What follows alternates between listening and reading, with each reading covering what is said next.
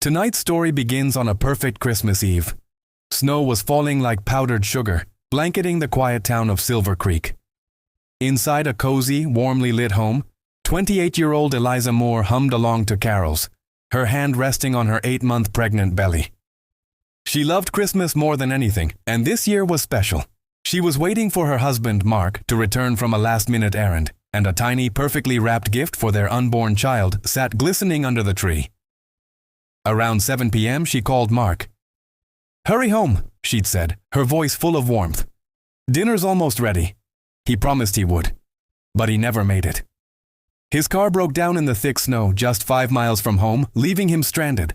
He wouldn't arrive until the next morning, Christmas Day, walking the final stretch as the sun rose.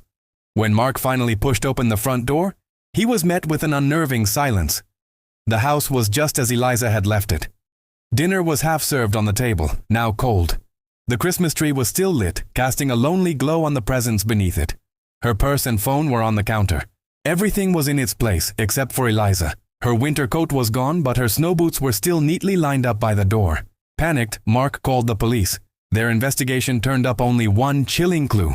A single set of footprints, made by someone wearing only socks or slippers, leading from the back door out onto the vast, frozen lake behind their house.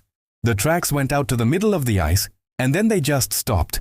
There were no return tracks, no signs of a struggle, no cracks in the thick ice. Eliza Moore had simply vanished into the frozen air. Weeks turned into months. The town searched relentlessly, but every lead grew cold. The mystery of the disappearing pregnant woman became a local legend, a ghost story whispered on winter nights. The following year, the house was sold. The new family, unaware of the tragedy, soon reported strange occurrences. They would hear soft humming at night, a gentle lullaby that seemed to come from the empty, unfinished nursery. They spoke of a cold spot in the room that never seemed to warm up, and the faint scent of pine and cinnamon that would drift through the halls even in the middle of summer. 2 years to the day after Eliza disappeared, a hiker was walking the thawed shoreline of the lake. Something glinted in the mud near the water's edge. It was a silver wedding ring. When the police examined it, they confirmed it was Eliza's.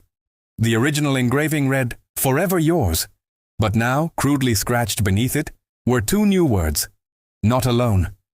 Experts were baffled. How could the ring have been altered? Where had it been for 2 years? Some townsfolk believe it was a warning from whatever took her.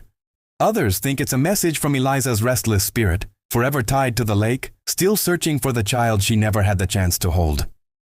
Some mysteries don't just get cold. They freeze in time, waiting for the spring thaw to reveal their secrets. If you find yourself captivated by tales that linger in the shadows, make sure to subscribe and hit that notification bell. We have many more chilling mysteries to explore together. Thanks for watching.